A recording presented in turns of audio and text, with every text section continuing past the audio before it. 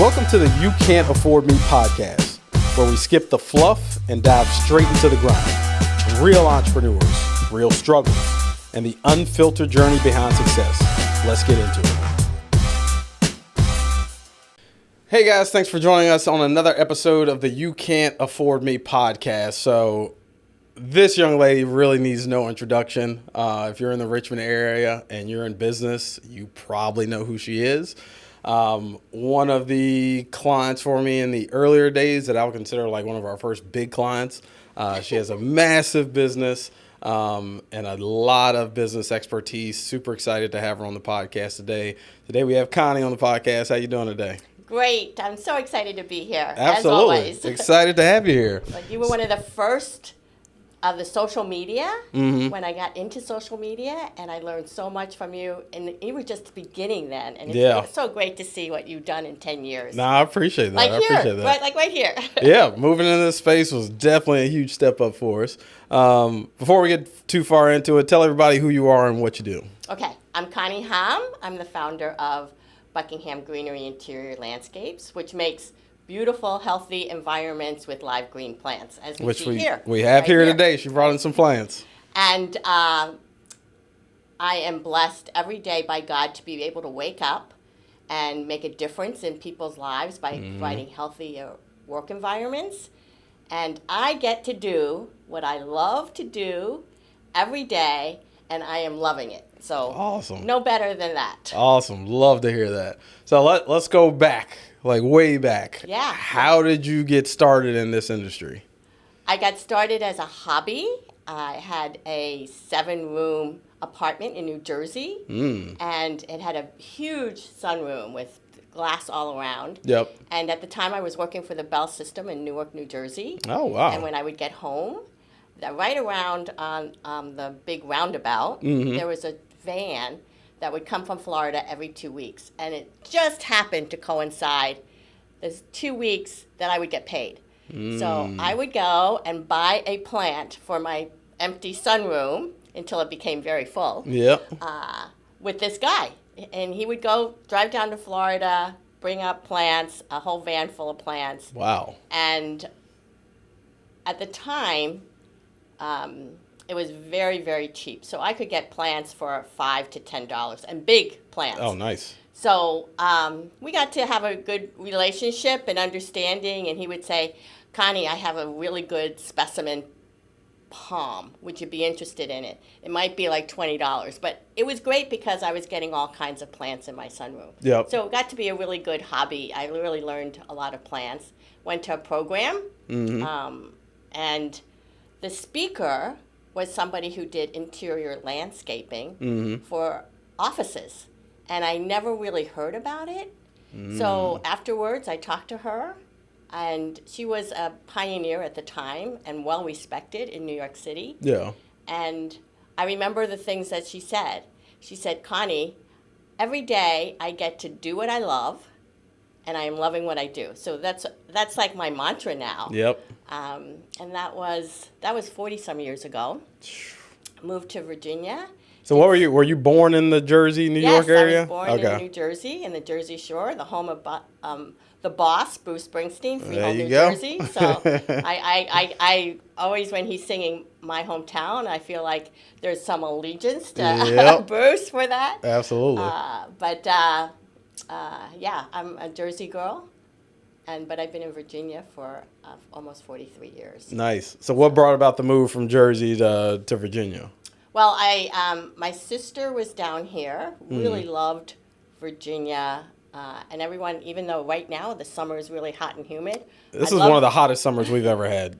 I love a hot and humid summer. Yeah. But I wasn't crazy about, and at the time, it was always cold and snowy in New Jersey, and you still see the piles of snow in the parking lot in March and April. Yep. Here in Virginia, and I know a lot of people will say, because we're experiencing really hot weather now. But it's really beautiful 4 seasons. Oh, yeah, absolutely. The spring and fall are great, and we have a very, very light winter.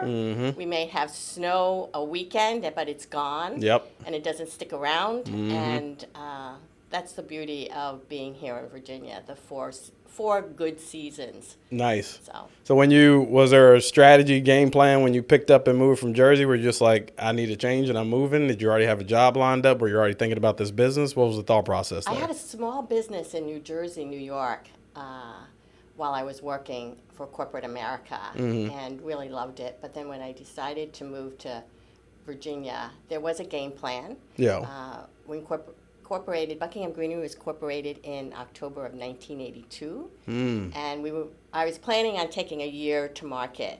I wanted new locations, not to take over something. Yeah. And our corporate office is still located in Buckingham County, and it was centrally located to Richmond, Charlottesville, Lynchburg, Roanoke. Yep. Lynchburg, your hometown. My hometown. Nobody sings about Lynchburg, though.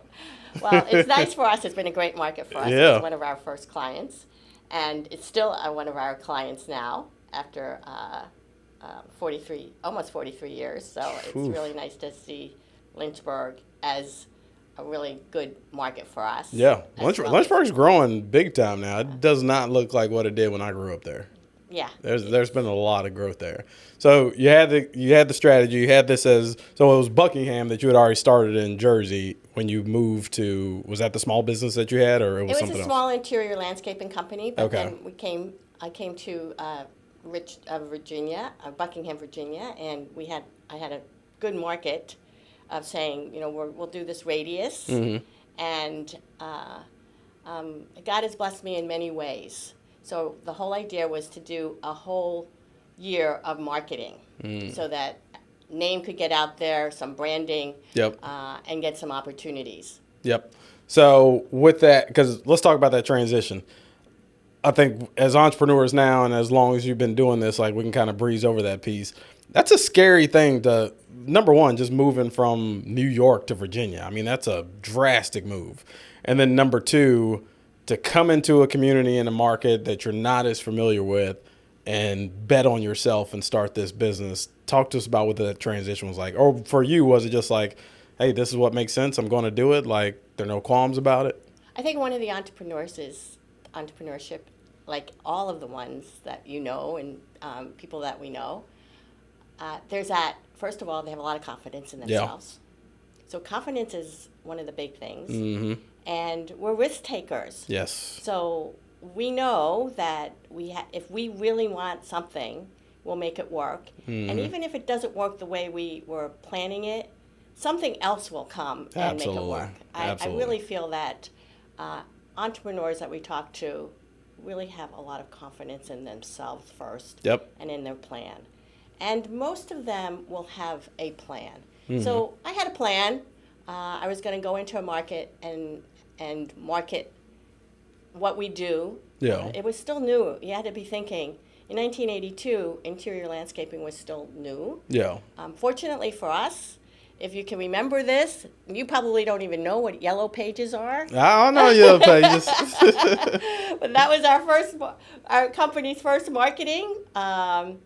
At the time, the yellow page was in Charlottesville, which is one of our markets, and they had gone to a new office. And we wanted to be in all of the markets. So it was Richmond, Charlottesville, Lynchburg, and Roanoke initially. And we were the company was just at a point where we were getting in all the deadlines. Yeah. So just put a quick ad in there, and the woman said, we just moved here. We need live plants here. And they became our first client. Nice. in like 2 weeks. I had our first client. And then the yellow page, which for those of you that don't know what a yellow page is. Let's explain, because I'm sure there's some people listening to this and like, why are they talking about these colored pages? That was the way you used to advertise 40-some years ago. Yeah, so back in the day, for everybody that's like 20 years old, there was this big yellow book that used to come. Somebody would deliver it to your house. And I know this because this is actually, now thinking back, I never thought about this. This was my first taste of entrepreneurship. My dad and myself had a yellow pages route. So at one point, he had me going with him. We'd get up at like 4 a.m. and we were throwing out the yellow Lynchburg, pages. they printed them. Yep. The directory advertising was in Charlottesville, but the printing was in Lynchburg. Yeah, because we'd go to the big facility where they had them printed off, and we'd stack up our car, take them, do our route. So before Google and all this stuff, like, you had to actually open up this big book if you wanted to call somebody. Their phone number was listed in there, but that was also an opportunity for businesses to advertise. So talk about that, because I've never talked to somebody about this in advertising in the yellow pages. I'm very curious to understand how that compares to today. So obviously, like, marketing, I think, has gotten much easier today. But what were the results you got from marketing in the yellow page? Obviously, just talking to the yellow pages, you ended up closing the client. But well, and then we got the printing. In Lynchburg. And Lynchburg General Hospital had a planter. It was a 10-foot planter.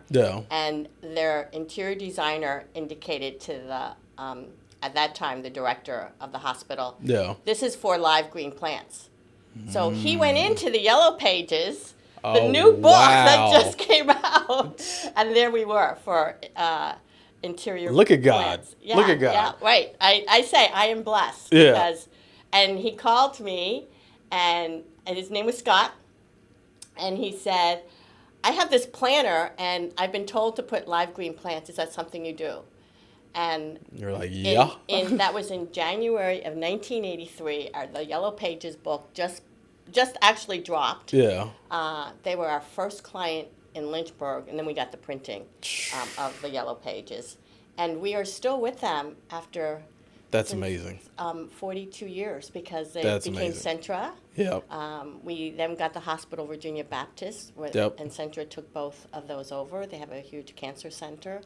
And oh man, I wish I had known. I was literally in Lynchburg Tuesday, and I have someone that's at the hospital. Like, I wish I had known that you guys were doing the plants there. I would have been way more attentive. So next time I'm back there, I'll think of that. Let's pause right there for a minute, because I don't want people to breeze over that section of your story right there. I don't want it to sound like, oh, I just came up with the idea to start a yellow page ad, and then all this business started pouring in. What I want people to understand from what you just shared is that you had the intuitiveness to look for these opportunities in terms of, like, what can I do marketing wise? How can I get my name out there? And I think that's a big lesson for a lot of entrepreneurs to understand, is that you have to put yourself out there in order to put yourself in the right positions.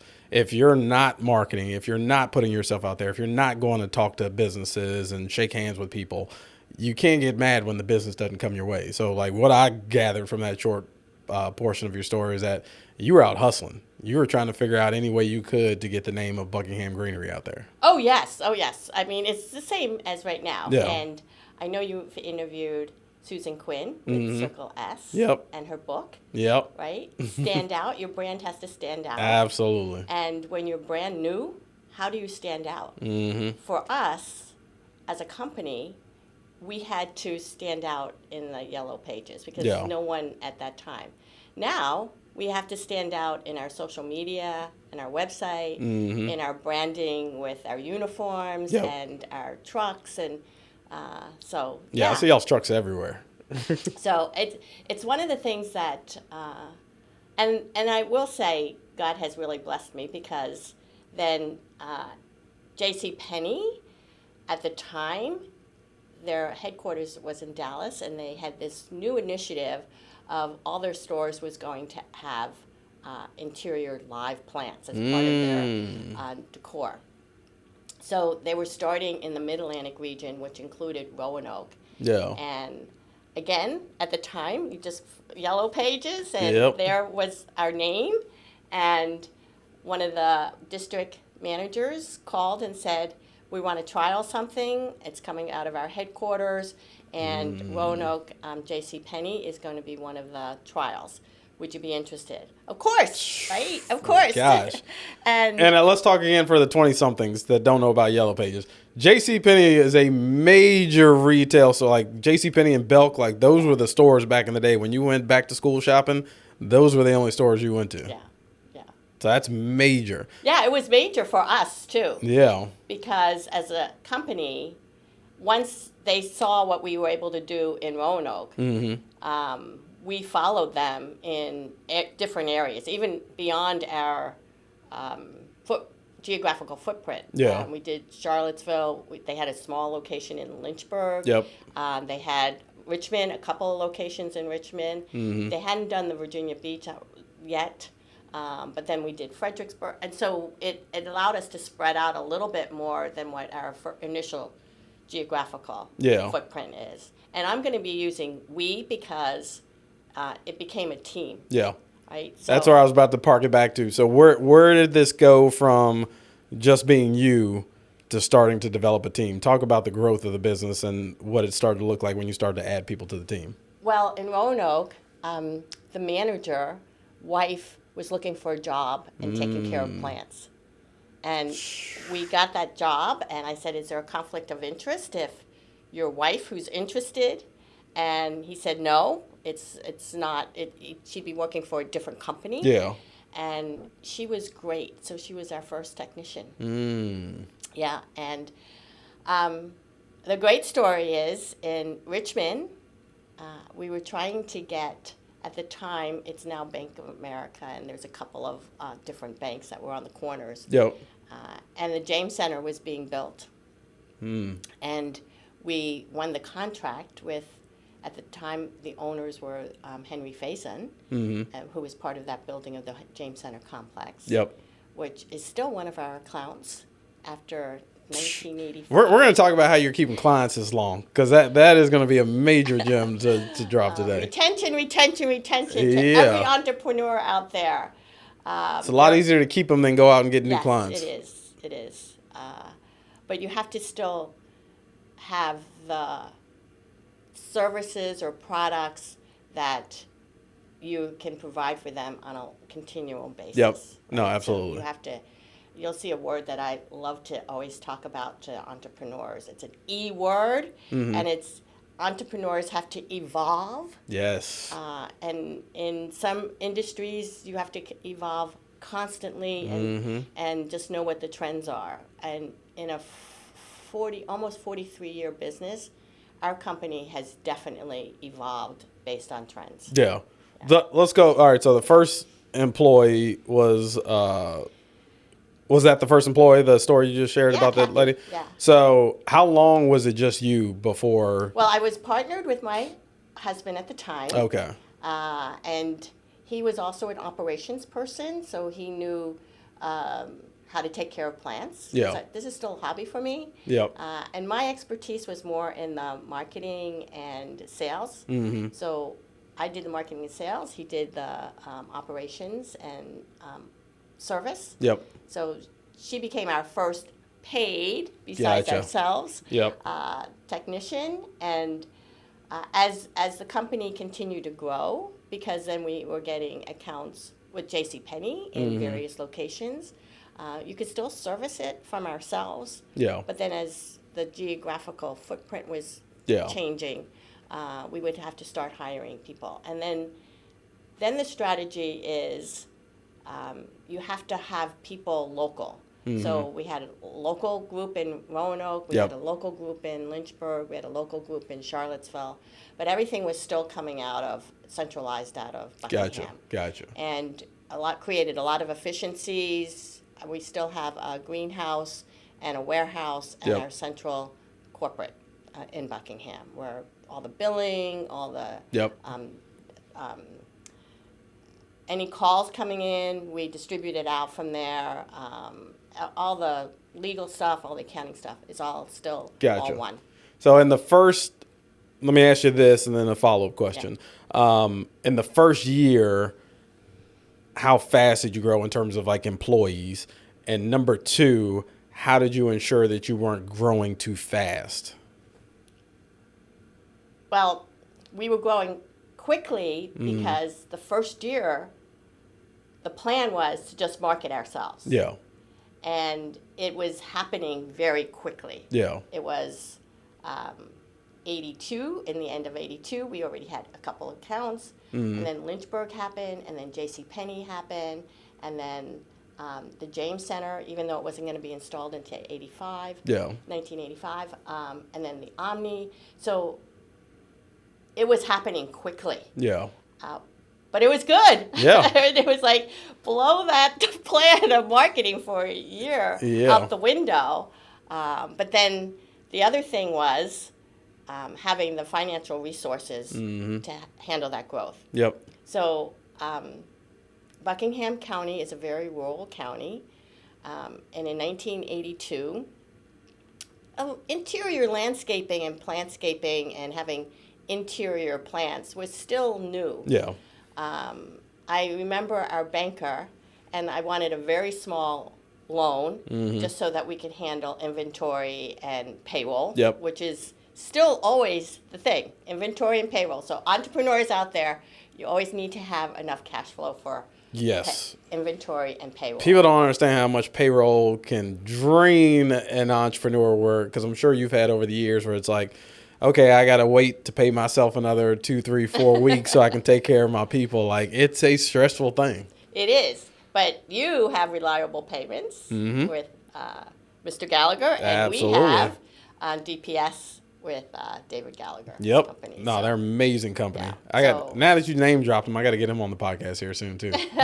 Well, I will say that I met David a long time ago, and it was definitely so much easier. Yeah. I mean, everyone says you have to pay for a payroll service, but you can sleep at night because they're doing all of your taxes and everything else, and things that you're maybe not sure of how to navigate all of that. Yep. But it was really important for us to have that, because as we were growing, we needed to be sure that was taken care of. Yeah, hiring though. When I look at like the different levels that I've reached as an entrepreneur, the markers for me where things got a lot better were always when I could afford to bring in these other professionals to provide service. Like when I was able to finally hire an accountant and CPA, like, I mean, it's just so much weight off my shoulder, because even, if you're not trained to do this stuff, as entrepreneurs, we're figuring everything out. But the legal stuff, you don't want Uncle Sam calling you at any given time.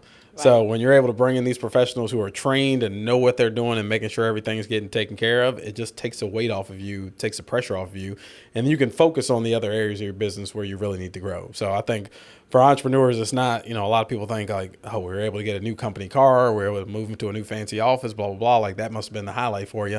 No, it was when I could hire a janitor to come clean the toilets because I didn't have time anymore to do those things. I hired an accountant, like all those different things. Well, as an entrepreneur, we are always, in the very beginning, wearing all the hats. Oh, everything. Right? You wear all the hats. But the hat that fits best for us is the one we should be wearing. And all the other ones that are being piled on the hat, on the top of the hat. Give them to somebody else. It really, I know it's hard to understand that because sometimes you're paying somebody else. But I always tell people the energy and what you bring to a company, what it could be the vision, the passion. Yep. It could be marketing. It could be the sales part. It could be the operations. If you were focusing more on that than wearing all these crazy hats, you'd be so much more productive. You'd have so much more impact on the company. So whatever it cost, whether you have to barter, I bartered a lot in the very early days. I still do it. Yeah. You do those things because you're going to make your company better in the long run. It's really hard to understand that when you're in it. But if you could step out and say, and I always do this, what am I best at? And what am I spending my time on? If I'm spending my time on cleaning the offices and worrying about payroll and all those things, then I've got to say, my time is more valuable and will provide more benefit for the company if I spend it on this. And then all the other stuff doesn't. But I also had to do that for my company. So remember, this is still a hobby for me. Even after 40-some years, 46 years of... so I didn't go and get a horticulture degree. And I remember we had to hire somebody that knew how to take care of a 20-foot palm tree. Because my sunroom was only 8 feet tall. And I could take care of 6 feet to maybe 8 feet tall plants, but it was still a hobby. I didn't get to know all the real technical stuff or the horticulture stuff. Yeah. So I had to find somebody. And I realized, again, part of the many hats, what do we know best and which hat fits the best? Yep. It's the same thing in a company as you continue to grow. It's not only the things that you can outsource, Yeah. but the things that you need inside the company. I needed somebody with some horticulture background. Yeah. So got that person. She's still with us after 30-some years. All right, we're gonna dig into that because like you keep dropping, like you're able to retain employees so well, you're able to retain clients so well. But before I ask you that, let me ask you, where did you get your education for this? So, like for me, I learned all this, everything you see around us. I learned all this from YouTube. Like it was just sitting down. We're in the information age, just sitting down, getting on the computer, and retaining as much information as you can. In the 80s, it wasn't as easy to get access to information. Like I remember in the early days scrolling through encyclopedias and researching and learning things that way. How did you become so knowledgeable in this space without getting a formal education in it? So this is going to really age me because we didn't have cell phones. Mm-hmm. We didn't even have emails. Yep. We didn't have really laptops as per se. I remember those days. So your trade associations and organizations were really important. We had one big one. Yeah. And a lot of our growers were from Florida, and we had vendors, and we would have a big trade show. We still have a pretty good trade show. And they would all have educational sessions. And everybody was still learning. It was still new. It was something that came around in the early 1970s. So it had been in an industry for about good 15 to 20 years, but people were still getting into it and wanting to learn. So there was a group of us that just were sponges. And some that had started in the 70s or in the late 70s became experts and really had the knowledge. Horticulturally, design standpoint. We were fortunate to have Robert McDuffie, who has retired, but he was at Virginia Tech and a professor, and he was a landscape architect. So he helped our industry a lot. Oh, wow. In just talking about interior plants. And so we had that. We had the academia. We had people who were doing that. We had our vendors, people who were making containers, and it was still a learning experience in those early days of an industry. It was a community. Yeah, and we still are there's beyond friendships of just being professional friends that were established since then. Amazing. All right, now let's talk about this retention thing. This is blowing my mind hearing you say, we've had this same client for the last 40 years. Break this down. This is going to be a master class. We're going to sniff. I know for sure we're sniffing up this portion of the podcast. Let me just start with the obvious question. How do you keep a client for 40 years? Well, first of all, you have to know what your brand is. So our brand was hassle-free. As more people got into facilities management, more things got on their plate. So exterior landscaping, interior landscaping, janitorial services, fire and safety, whatever new thing came, a facility manager had to take care of it. So the facility manager at a location, at a corporate location, or if they outsourced it, had to do a lot of things for a building. If we could be the less hassle for that person, that if they said, hey, somebody's complaining about a plant, and we took care of it, and they could just check it off their list and not worry about it. That's how we were branded, hassle-free. You could come in, we're going to do what we say we will do, and we will do it in a professional and quality manner. And one of the things is, once we say we're going to do it, you don't have to worry about it. And that was really important because we were doing it from a perspective of our client. If you were a facility manager and you had 20 things on your things to do list, and you knew that Buckingham Greenery Interior Landscaping was going to do what they said they were going to do, then you can forget about that. Absolutely. We also would do this, and we still do it, where if you call us, we're going to, within a time frame, tell you how we'll take care of it. And then we'll follow up to be sure that that was taken care of. So again, and now we have email, we have texting, and all the other things. But at that time, it was a phone call and leaving a message. Yeah. You asked about this, and it could be just a yellow leaf or something that fell, or somebody bumped into it, and now there's soil all over the place. We would tell you when we got it done. Yeah. We would tell you when we would get it done, and then we would also tell you when to file. So if they were kept in the loop, and we continue to do that because open communication. They're representing the whole building. Yeah. And so if one of their team or associates calls and says, "Hey, what's the status of that?" Yeah. They can say it's going to happen tomorrow. Yep. So that they feel like they've also been empowered to know. Makes them look better at their job too. Yeah. Yep. So that has always been our core. We do what we say we're going to do. Integrity is one of our core values, and we really feel that integrity with our clients is the most important thing.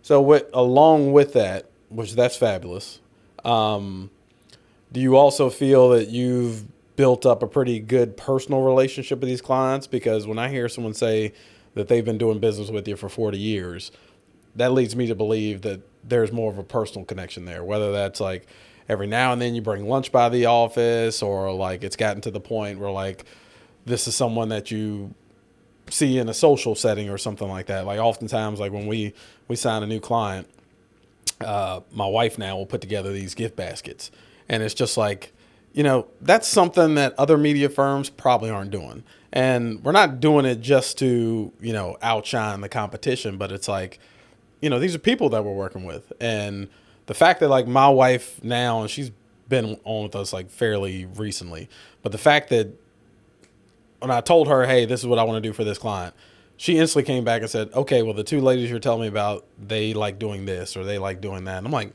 where did you get all this information? She's like, oh, I went digging through their Facebook and Instagram page, learned about them, and then figured out what the best thing was to give them. And the look on their face, you would have thought I gave them $1 million when I walked in their store the other day and handed that to them. It was just the idea that like you took a moment to think about us and do something so personalized. So is there anything beyond obviously customer service and doing what you say you're going to do and following up? That is crucial. And that's what the number one thing I look for in a vendor. But is there anything beyond that you've done to solidify this 40-year relationship? Well, a couple of things I will say. Retention is something that goes throughout the whole company. So every one of us, whether it be our install person, the person who answers the phone, the way we reply to our emails, our technicians who are in there all the time with our clients, they are the ones that are the face-to-face. So we have to make sure that they are part of our brand. Right? That they're polite, that they're courteous.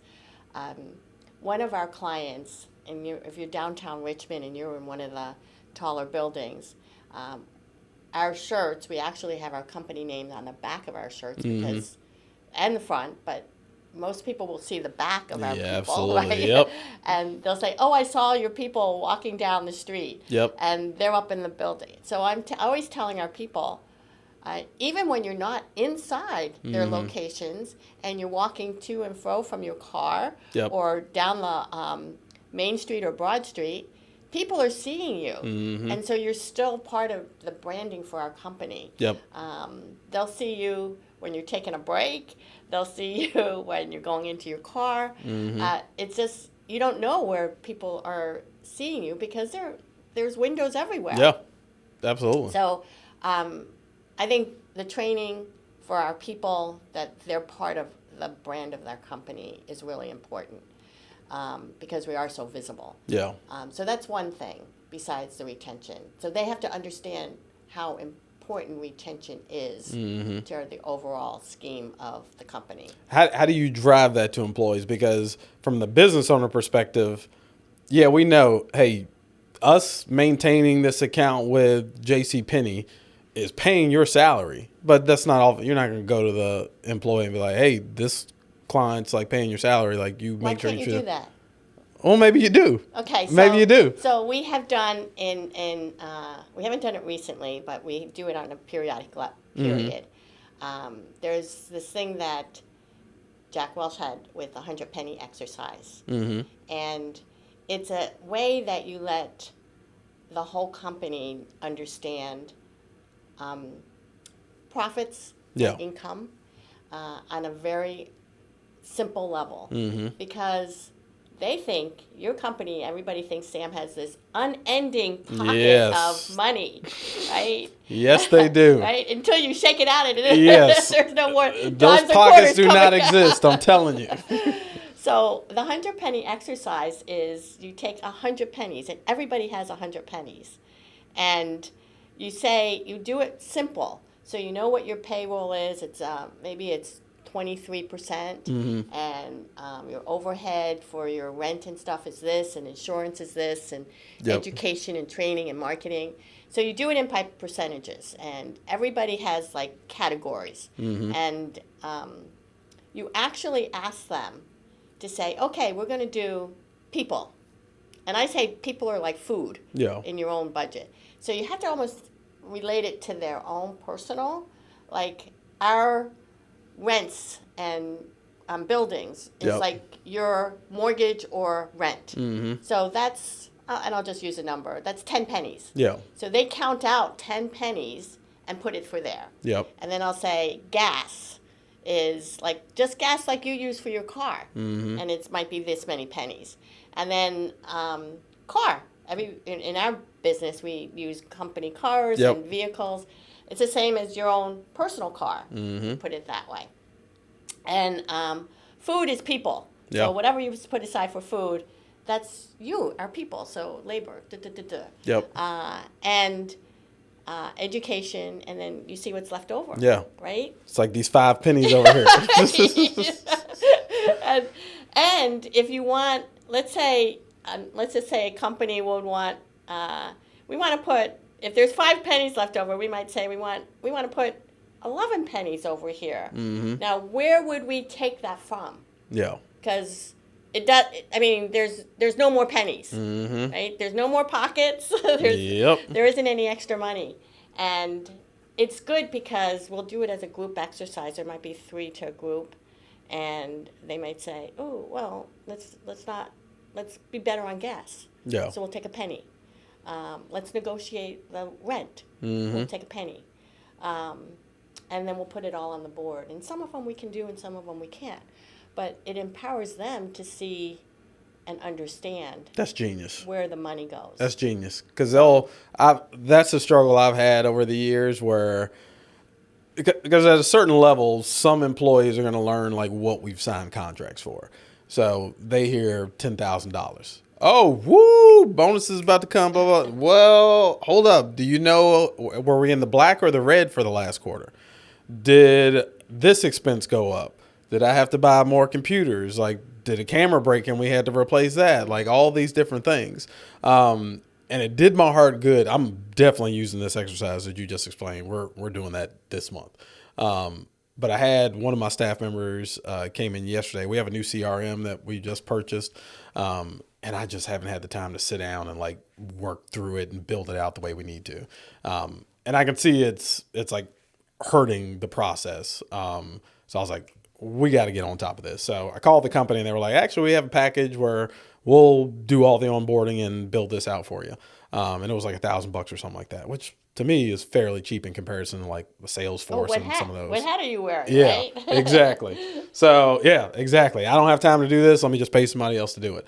And we got on the call with them. They explained everything cool. I had one of my team members on the call. And then after the call, he ran over to my office. He's like, hey man, hold off on spending that money. He's like, I think you and I can figure this out. Like, yeah, like I understand $1,000 isn't that much, but give me just a couple more days. Let me see if I can figure this out for you. And if we can't, then yeah, we'll go back to him and we'll pay that. And honestly, that is probably the first time in the 10-year history of this company, an employee immediately ran over to me and said, I got a way to save you some money. Let's not spend the money. Most people are coming to me and they're like, hey, can we spend money on this, spend money on that? That was the first employee that came to me and said, no, let's hold off. I want to save you some money. So that mentality that you're talking about. And you can use that as an example. So safety is very important for us. We have company vehicles. We're in other people's locations. Yeah. We have a greenhouse. We have warehouses. We do a lot of production work for our holiday and flowers. Yep. And if we can keep our insurance for safety purposes down, the reward is we share whatever we're saving. Yeah. And they have to understand how important that is because, people that understand insurances, you get an incident, insurance is going to come up anyway just because of the cost of doing business. Yeah. But if it escalates because of your own kind of safety record, it can cost a lot. Now, insurance, who pays for insurance, right? It's not something that that is part of the cost of doing business. Yes. And insurance is not an inexpensive thing as a line item.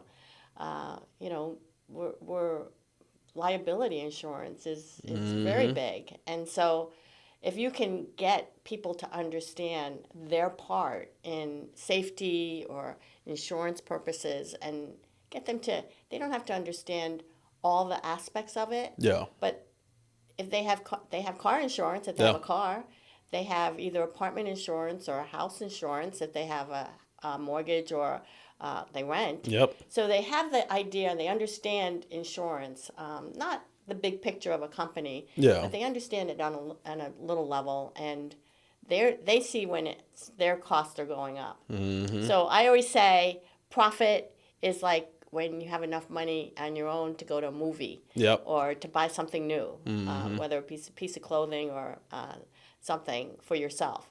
So that's like my little pennies of profit. That's genius. We're definitely doing that. Perfect segue into retention with employees. So the way you just described that and how you communicate with your employees leads me to believe one thing about how you're retaining employees, but like specifically my industry. And you can look at like restaurants and different things like that. There are certain industries that have high turnover ratios. And not wanting to sound, the fear of sounding like an old man, kids today just don't work like they did back in my day, right? A lot of these 20-somethings like to work for a company for 2 years and they move on, work for another company for 2 years and move on. So how in the world are you retaining people for decades at a time? What is it about Buckingham Greenery and the culture that you've created there that makes people want to stay? Well, first of all, it is culture. But I think most important is we are dealing with beautiful products. Yep. I mean, God-given products, right? There are people that just love plants. Yeah. And they're like, I can do this. Sort of like me. Yeah. I can do this. I can do what I love and love what I'm doing every day. There are things that you have to deal with customers and everything else, but the end product is taking care of a plant. Yep. So if you're into horticulture and love plants, and the younger generation are really into nature. I will hear from people saying, I have like over 200 plants in my apartment. Oh, wow. And I'm always saying, well, would you like a job? Yeah. Right? You find somebody with some passion. You want to work for our company? Yep. Because that's what we're doing. We're taking care of plants. And, but for a good reason as well. So I'm always stressing the healthy aspect of our industry. And the other thing is, if you love horticulture, there aren't a lot of positions on a full-time basis. So you can go to a garden center. They're not full-time. Greenhouse production isn't always all full-time. Exterior, depending upon if they do snow or what, not all of them are full-time. So we offer a full-time inside job. Like right now, everybody loves the fact that we're inside a building. Yep. We might be outside just to get in and out of our vehicles, but for the most part, we're working inside for the job. So that's also a nice thing if you love horticulture. There aren't a lot of conservatories or type of arboretums that we have here in in our geographical footprint that allow and because those people love what they do too, so they're staying in their jobs. So we don't have a lot of turnover in that horticulture industry. But if you want to continue to grow, you have to grow your team. So anybody out there that knows somebody with a green thumb, I'm always saying, people say you don't have a green thumb, but you can just put green marker. Everybody has a green thumb out there. So if you know somebody who really loves plants, please give us a call at 800-322-4711. We're always expanding. Beautiful. And that's part of our continued growth. And also the culture. I mean, we're pretty much, our technicians are pretty independent. They have to think for themselves. They're going into fabulous office space. Places that aren't even visible to the public just because of the nature of what they do. There are beautiful furnishings and surroundings, and we have great clients too. So all of them love plants. They know that they don't have the green thumbs. That's why they hire us. And I think one of the things is we listen. We listen to our people. So this is one of the things that became, which we didn't know would become, but we're a green company. We try to do as much green as possible. Cotton shirts, a lot of recyclable things, a lot of sustainable items that we try to use. We try to use eco-friendly containers wherever we can. And so part of the green aspect was how else can we be green? And you have to remember that our company is going to be 43 years old, so it has different stages. In the 80s, 90s, green was very big. When gas was expensive, there were lots of things that everybody was trying to do. So we decided on Fridays to do half days, try to be a little bit more green. Then we decided 4 hours really wasn't making much of a difference. What if we went to 4 10-hour weeks? This is about 25 years ago.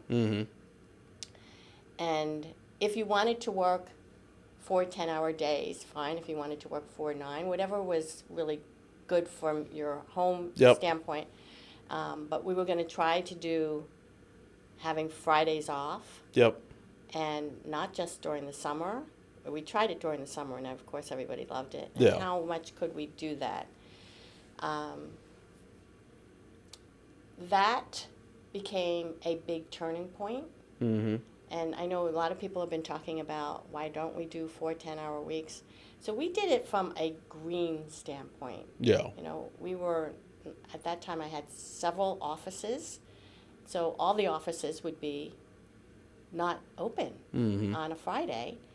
And what were you saving in electricity, lighting, all the computers being on? And then we realized people were coming in early. Somebody was coming in early anyway during the rest of the week. So you're still having lights on early. So we looked at it, and from a gas consumption, company cars, and then personal cars, we'd have a lot of these cars off the road. I mean, you could still be using it for your personal, but from the company standpoint, we'd have. So we looked at it from a green standpoint, and we were saving not only money from a company standpoint, but then we were also being green. Our carbon footprint was less. Well, it's always something when you do an idea, and then it blows up, right? It's everybody loves it during the summer. Let's see what we can do it. Now we do holiday and we do special events, and so we sometimes can't do it every Friday. But I would say out of 52 weeks, we probably can do 40 weeks of That's amazing. Everybody being off on a Friday. I was going to say, so how Everybody's does that... off today. Today's Friday. Right? How does that work in terms of... That's amazing because somebody may have heard you say that off cuff and then think like, well, you may not be retaining clients as well. So here's the fact that you're retaining employees for 40 years, you're retaining clients for 40 years, and you're still able to work in a model like that. That fascinates me. But what issues popped up when you implemented that in terms of like if a client had a need on a Friday? Were you getting emergency calls? So this is how I feel. We are taking care of plants. We're not saving somebody's lives. Yeah, you're not brain surgeons. We're not brain surgeons. So I tell my guys that all the time. So from a client standpoint, if a client calls us and we need to do something, and it happens to be a Friday, Saturday, or Sunday, could be something got knocked down, then we have to pick it up right away. Our managers know that there may be a time when we have to call them. Okay, in 25 years that we've been doing this, I think I've had 3 calls. Wow. Because our clients all know we're off on Friday. You set the expectation. Right? If there is something, they know that they can call and we'll take care of it. Yeah. But that makes them rethink, is this really a serious issue or is this something that can wait till Monday? And there are a few people that will call, and we have an answering service. And they'll say, oh, yeah, they're off on Friday. It can wait.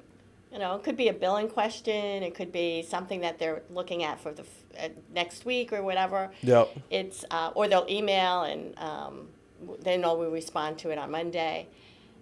And I've made everyone put on their emails that we are off on Fridays, and if this is an emergency, this is the number that you call. Yeah.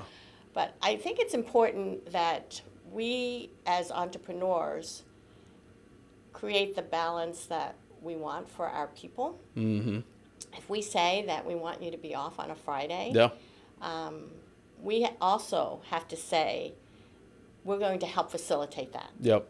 You know, because people can say, "Ooh, what if a client calls or something?" Because clients have some of our managers' direct numbers, and we have to say, "Is this something that can wait till Monday?" Yeah. If not, we'll take care of it. Yep. But most people will say, "Oh yeah. We realize," and a lot of companies do take Fridays off or during the summer or every other Friday, or so the expectation is, oh, we're doing it too, so we'll respect the fact. And I can't tell you how much I love this. Like, you got my mind racing now, because also for me as the leader of the organization, I hear that. I love the idea of my staff having off on Fridays, but I also love the quiet time that I could get. So I would still come in the office on a Friday, but just having that time to think. And like when I just talked to you about the CRM system, I haven't had time to go through it. If my team's off on Friday and I know every 2 seconds someone's not going to be knocking on my door asking me a question or having to jump on a call, I have the wherewithal to be able to focus on that. And then I can get back to golfing every Friday too. Like, come in here, work for a couple hours. Yeah, come in here, work for a couple hours, take off by 12, go golf. Like, sounds like the right week. It's become one of the benefits. Yeah. One of the top benefits of our company. Now, other people have done it differently, where you have, some people are off Friday and some people are off Mondays. Yeah. It is best to do it where it's a longer weekend so that they have that flexibility. Yeah.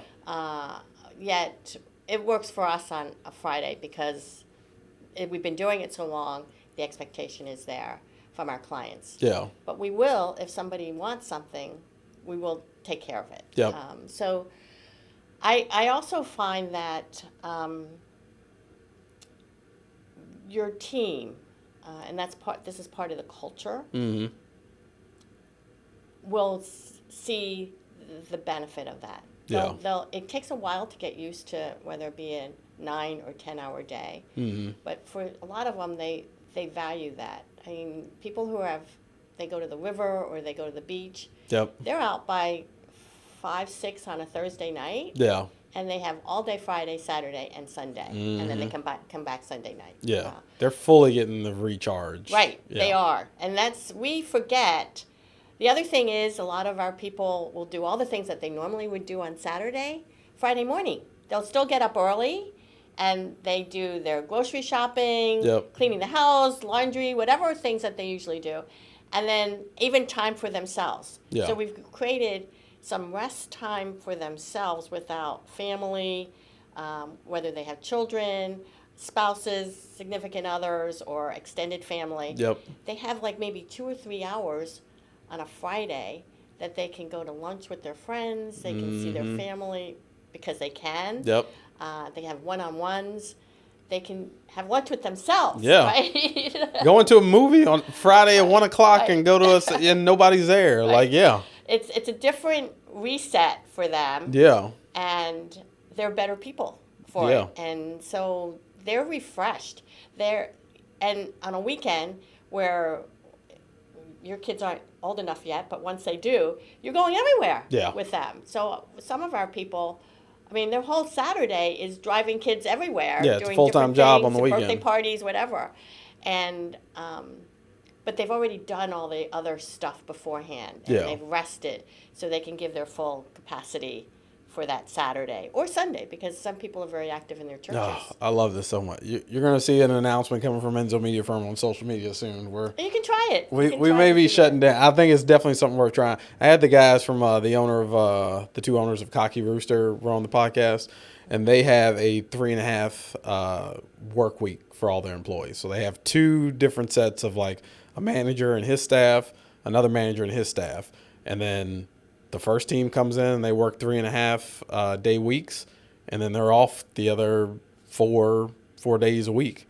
And then the cycle will just continually rotate. So like, yeah, this crew, you guys are going to have like from Wednesday to Sunday off, and then it'll revert the other way. So like people feel like, they're working 10, 12-hour days, but it's worked out well. And he said what that's done for their company culture, like people are spending more time together outside of work because of the camaraderie and the time that they're getting. Like everything I've heard between you and those guys, like just leads me to believe like that's the way to go. And you see, even after COVID, once everybody started working remote and doing those different things, how that changed company culture. And a lot of businesses realized like, yeah, maybe we don't have to have people coming in the office or X, Y, and Z. But like I tell my people all the time, like, luckily I have a crew right now that has a good temperament.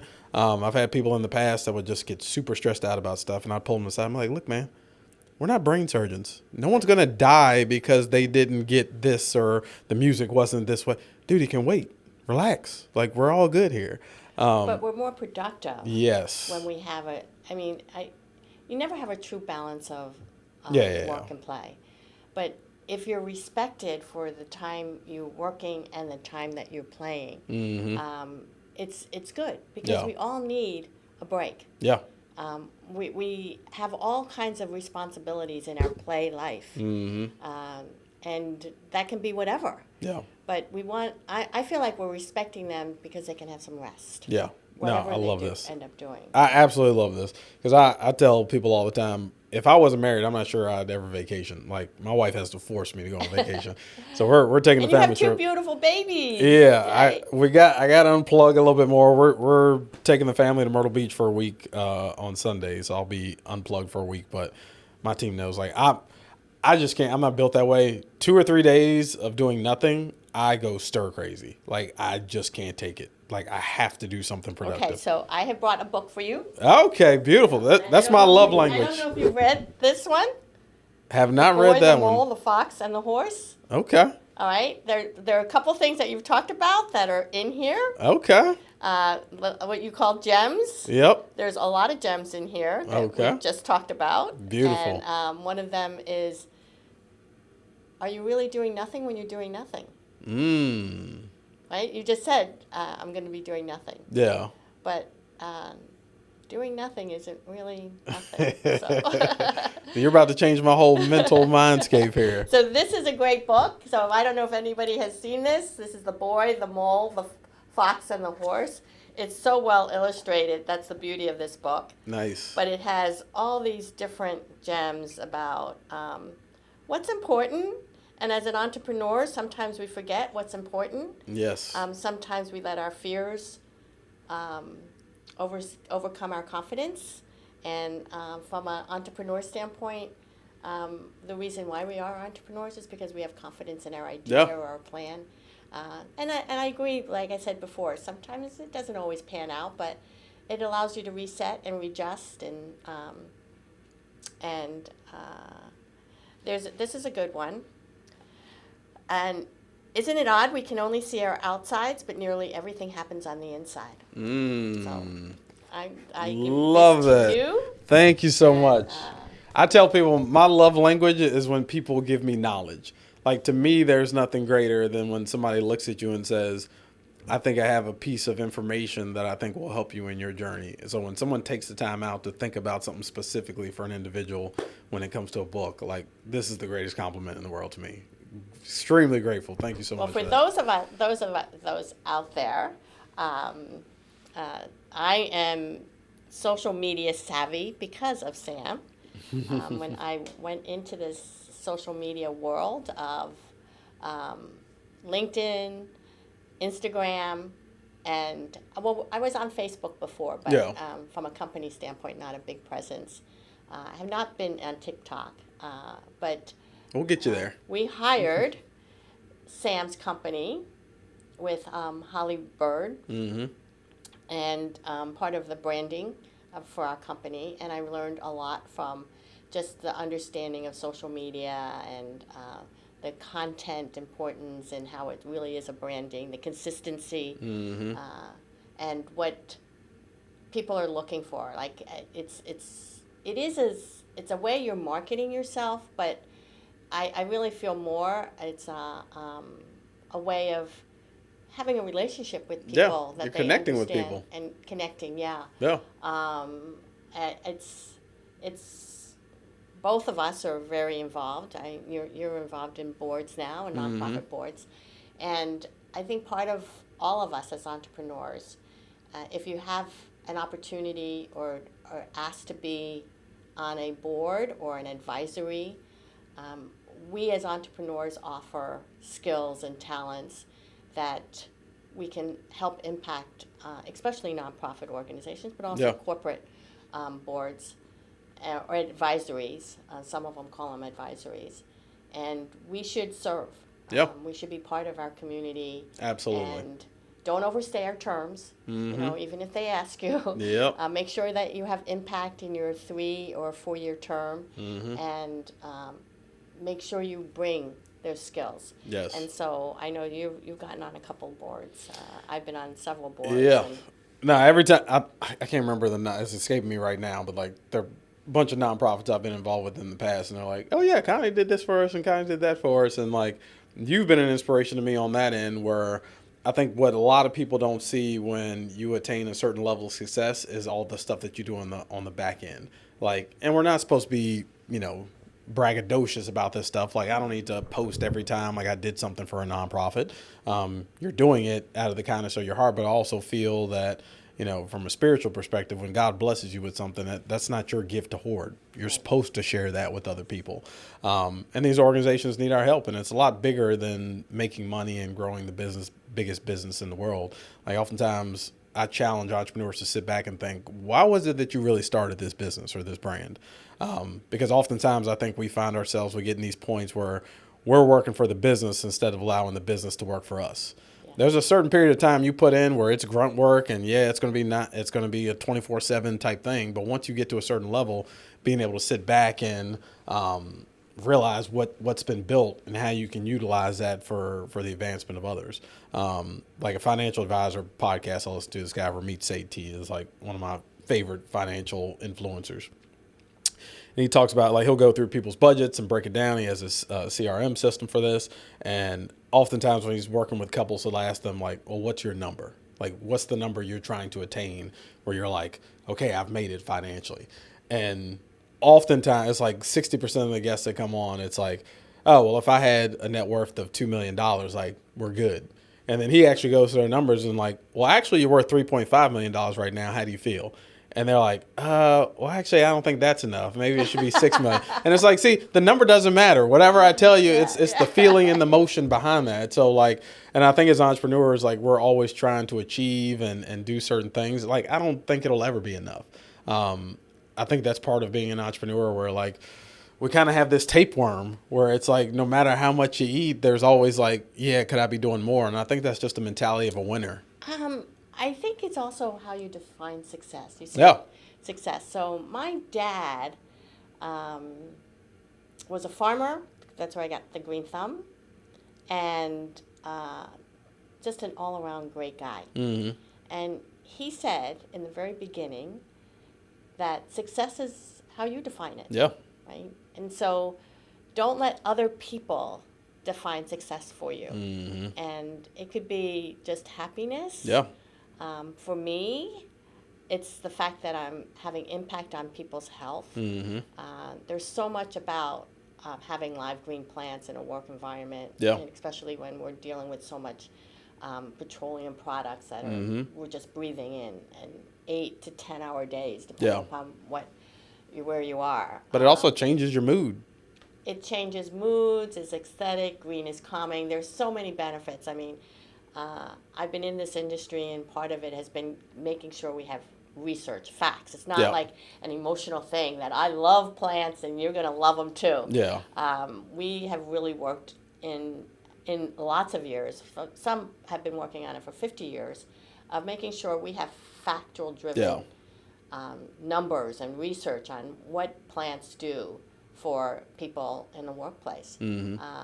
And even with remote working, people want people coming back into the office. Yeah. They want to have natural surroundings. They want to have, it's all about wellness now, too. Yeah. You know, there's this mental health, and plants do create this environment of natural settings. Yeah. Calming. As humans, we're meant to be around nature. We're meant to be outside. Yes. Yeah. So we're bringing nature inside. Yeah. I always say that. It does a lot of things. It does. Why God put them on the planet is so that they take out all the take all the bad air and give off oxygen. Yeah. Without them, we wouldn't be breathing as well. So we need to have that in our sterile work environments. We can't have fake plants. Fake is petroleum, plastic. So. All right, I'm throwing them out of here today, Connie. And also, look at these beautiful fresh flowers. Yeah. I have a great team that does special events of fresh flowers. Oh, it's and gorgeous. we do holiday decorating. I mean, we have decorated. We've gotten several awards for national awards for holiday decorating and creative team. Yep. So that's another one of the hats I was doing. In the early days, I was doing all the Christmas and part of the decorating.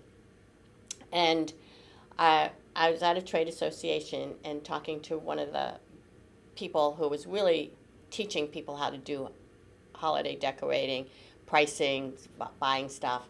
And I remember sitting next to her and saying, hey, when's the time when I should bring somebody on and do it full time? Yeah. And she looked at me and she said, when you're asking. I went back and talked to my team and said, anybody know somebody? And that was 29 years ago, and James Boyks is still with us.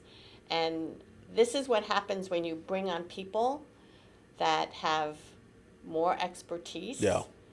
They look at it with a different perspective and more efficient. Yep. I mean, James came in and said, you're doing what? You know, just him coming in from a buying standpoint, from a creativity standpoint, from an efficiency standpoint, we became a better company. Yeah.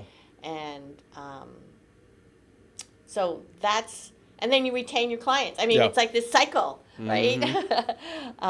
Because he's doing fabulous stuff, creative stuff, and it's good. Yeah. No, you've given us a masterclass on this today. Last question I ask every entrepreneur on this podcast. Share with us a moment that was your lowest as an entrepreneur and how you overcame it. Something that just rocked you to your core, but you got out on the other side. And that's hard to say the lowest, because I've been through 3 recessions. I've been through a pandemic. I've been through chaos this past couple of months. Yeah. And they all are different types of lows. So I don't know if there's a lowest that I can say, because our company and our team, our clients are all resilient. Yeah. I mean, we have this big circle. It's people, which includes all your clients, and I'm thankful for every single one of them, some that aren't and some that are. The relationships, because a lot of them have retired. Yep. Because I've had them that long. But the new people that come in, we establish new relationships. Our vendors and suppliers who have also had to evolve. So I think any low point, because you've gone through one, you've gone through two, you've gone through three, you've gone through, that there's a high point after it. I mean, and it's knowing that you're going to be resilient and get to that next high point. Yep. So I don't know if there's ever a lowest one, because at some point they're all low. Yeah. It ends up evening out between the peaks and the valleys. Like it ends up. So I say not so much the lowest. It's the resilience that all these low points have created. Yeah. And as an entrepreneur, we have to be resilient. We know we're going to get on the other side. We listen. We listen to God, and we listen to experts. We listen to people who have gone through it. Yep.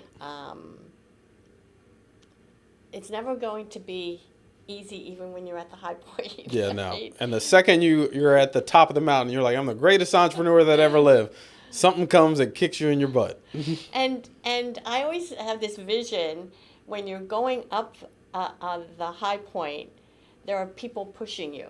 Right? There's always somebody in the back. You may be leading or part of the group, but I always can see somebody else on the back pushing you. Yeah, nobody gets to the top of the mountain by themselves. Yeah, right. Yeah. So that's part of the resilience, and believing in who you are. I mean,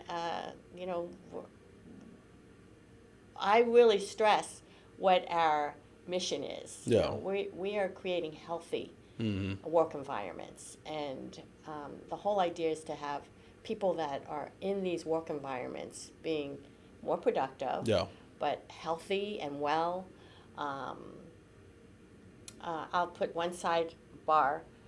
Everybody has these big copy machines, and the idea was we were going to take all these copy machines from people at their desk and make them these big centers so that they would have to walk. Yeah. That was part of the wellness. They would walk to get their copies. Well, the worst thing that gives off the worst emissions are copy machines. Yeah. Right? So they would put these big copy machines, a bunch of them, in these areas, and then they would have people sitting in rows, like not far from them. Yeah, right next to them, yep. Right? So before they were sitting with a small one, which was bad enough. Yeah. But now they have these huge ones that are giving off all these toxins, and I would say that's terrible. Yeah. Right? Either put them in a separate room where we can put some plants in there so we absorb some of the toxins. Yeah. Or put a row of plants so that there's some barrier, because you're creating wellness for them to walk. Yeah. But these people are breathing terrible toxins for 8 hours. Yeah. More than they were when. So, yeah, they're walking. It's like doing cardio for 20 minutes and then you smoke a pack of cigarettes. Right. Like. So, we want people to understand in the workplace, you have to have some wellness, and the air that you're breathing, the carpet, the paints, the bodies in themselves. I mean, we give off a lot of toxins, and just having a lot of live green plants to absorb that and to give off oxygen is really important for overall health. I mean, there have been so many studies on what your computer skills have increased when just surrounded by plants. Yep. I'm convinced. We're getting rid of all the fake stuff. I need all plants in here. Well, at least in here. Yeah. Look how nice it looks, too. This was probably one of the better interviews I've ever had. Like, I felt myself as I was taking deeper breaths. Yeah. Like, the air just feels cleaner right now. It is cleaner. Yeah. So we put these in. Yeah. I'll show Anish how to take care of them. All right, perfect. So that you keep them alive. Yes. Yeah. Well, Connie, this is awesome. Thank you so much. Like, this is well overdue. I should have had you on the podcast a long time ago. If people want to go to the best and they need greenery in their workspace, tell us how they get in touch with Buckingham. We have an 800 number, 800-322-4711. You can, on our website, you can always email us at greenery@buckinghamgreenery.com. I'm everywhere in Richmond. She literally is everywhere. I do a lot of networking. Yes. I believe in giving back to our communities as much as we can, and I'm passionate. I'm passionate about what I do. And the thing is, I can still say I love what I do, and I'm doing what I love. So That's amazing. That's amazing. Thank you so much for being on here today. Yes, it's been great. Absolutely. And we'll see you guys on the next episode.